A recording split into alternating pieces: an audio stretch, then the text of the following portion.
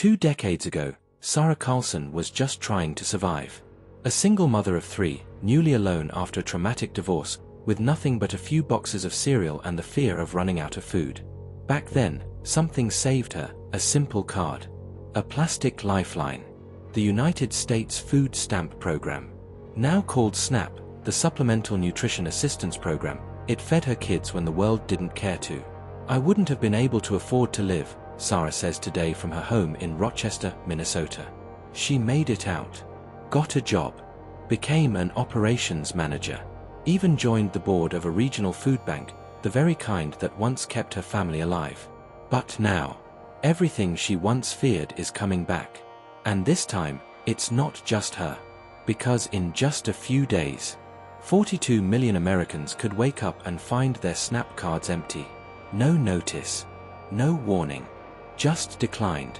And it's not some freak glitch. It's politics. A government shutdown, and a decision buried deep inside a bill that most people have never heard of, could unleash the greatest hunger crisis in America since the Great Depression. At least, that's what Joel Berg, CEO of Hunger Free America, has been warning for months. This will be the greatest hunger catastrophe in America since the Great Depression, Berg told reporters. And I don't say that as hyperbole. To understand how we got here, you have to go back, way back. The SNAP program was designed to be simple: feed families who earn below 130% of the federal poverty line. For decades, it worked. Millions depended on it: single mothers, the elderly, people with disabilities. The average recipient, just $187 a month. That's it.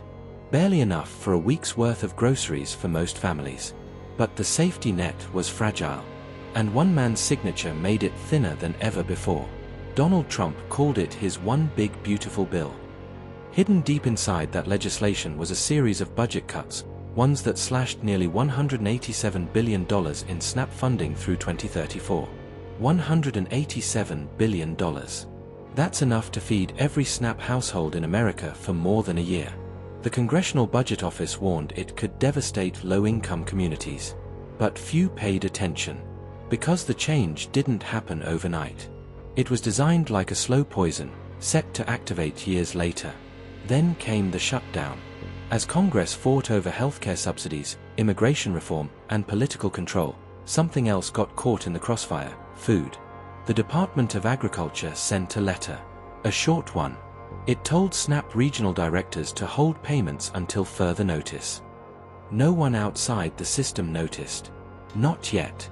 But behind closed doors, food bank executives, non-profits, and advocacy groups began to panic. They knew what it meant. When the USDA says hold payments, it doesn't mean delay. It means stop. By the end of the month, the contingency funds would dry up. And SNAP, the program that feeds 1 in 8 Americans, would go dark. We could be looking at mass hunger in the streets, said one food bank director anonymously. This isn't an exaggeration, this is a countdown. And the countdown had begun. As the crisis loomed, both parties started pointing fingers. Republicans blamed Democrats. Democrats blamed Trump. Fox News ran with the headline: Senate Democrats holding out, mothers, babies at risk. A USDA spokesperson claimed, Senate Democrats must decide, healthcare for illegals or food for Americans. But that statement was false. Because undocumented immigrants aren't eligible for Affordable Care Act subsidies at all. The illegals versus food narrative was a distraction, one meant to redirect public outrage. Behind the scenes, insiders were already calling it the hunger play, a political standoff where the pawns weren't politicians, but hungry families. Meet Brittany, 38, mother of 3, lives in Greenup, Kentucky, works as a home health nurse, 40 hours a week. She's not unemployed. She's not lazy. She's doing everything right. It's not like I receive benefits and don't work, she says. SNAP just helps me get the necessities each month. She uses her benefits for groceries, baby food, milk, vegetables. Then pays the rest with her paycheck. It's a delicate balance. One that collapses easily. If SNAP stops, she says she'll have to pick up weekend shifts. That means no time with her kids. And yet, She still supports Trump. Democrats just won't agree to anything Republicans offer, she says. Her loyalty, like millions of others, is unshaken. It's not about facts anymore. It's about faith. By mid-October, something strange began happening. Food pantries across the country reported spikes, 40%, 60%, even 100% increases in demand. People weren't waiting for SNAP to run out. They were preparing for it. In Rochester, Sara Carlson's own food bank started rationing supplies. Families are stockpiling cans, one volunteer said. It feels like 2020 all over again. But this time, it's not a virus. It's starvation. Behind closed doors, 200 Democratic representatives drafted a desperate letter to the USDA. It wasn't political theater, it was a plea. There are clear steps the administration can and must take immediately, the letter read. Failure to act would be a gross dereliction of duty. The letter urged the USDA to use emergency funds to extend SNAP through November. But the USDA never confirmed receipt. Instead, they went silent. And when agencies go silent in Washington, that's when you should start to worry. On October 30th, the USDA servers experienced a temporary shutdown. At least, that's how it was described. But insiders said something more sinister. The system's automated distribution pipeline, the one that processes billions in benefits, was intentionally frozen. And once frozen, it could take weeks to restart. Meaning even if Congress fixed the budget the next day, SNAP cards would still be empty. A bureaucratic time bomb. And no one seemed in a rush to defuse it. In Mississippi, elderly citizens called hotlines that rang unanswered. In Detroit, mothers wept in line outside community centers. In Arizona, grocery clerks were told to decline with empathy. 42 million Americans. That's more people than the entire population of Canada. And each one, waiting for a card that would never reload. But the real danger wasn't just hunger. It was what hunger creates. Crime. Desperation. Chaos. Police reports began showing spikes in thefts, food, formula, diapers. Small towns saw overnight surges in burglary. Convenience stores hired security guards. The connection was undeniable. When a nation's stomach growls, peace disappears. Then came the leak. A whistleblower inside the Department of Agriculture sent a memo to journalists. It revealed that the administration knew the shutdown would stop SNAP, but chose not to act. They wanted to force Democrats into a corner by holding hunger hostage. The goal is pressure, the memo read. If the public feels pain, the opposition will yield. That one sentence turned the debate from political to moral. America had weaponized starvation. The story exploded. #SNAP crisis trended on Twitter. Protests broke out in DC, Chicago, and Atlanta. Food banks ran out of supplies in hours. Supermarkets saw panic buying. And for the first time in decades, Americans lined up, not for deals, but for bread. Just like the old photos from 1932. Under mounting pressure, the administration finally addressed the nation. But instead of admitting fault, they doubled down.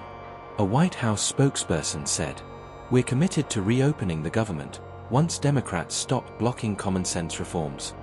Reforms? They meant cuts. Cuts to SNAP. Cuts to healthcare. Cuts to everything that keeps the poor alive.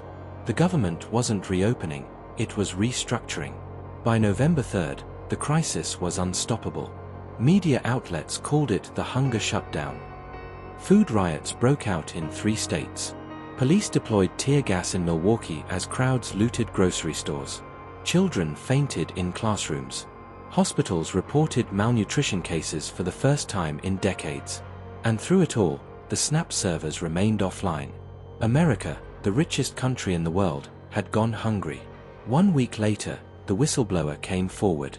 Her name was Ellen Mora. She worked in the USDA's Office of Budget Analysis. She revealed internal emails showing that Trump's One Big Beautiful Bill Act included a clause, buried 982 pages deep, allowing the Secretary of Agriculture to suspend benefits during a government continuity event. That event. A shutdown. The perfect loophole. Congress didn't even realize it was there. And now, it has detonated. In Rochester, Sara Carlson's food bank was empty. "We're turning people away," she said, voice shaking. "I never thought I'd see this in my lifetime." In Kentucky, Brittany took double shifts, leaving her kids home alone. In Detroit, a man was arrested for stealing bread. In Houston, a child fainted in a grocery store parking lot. And in Washington, the debate raged on. No resolution.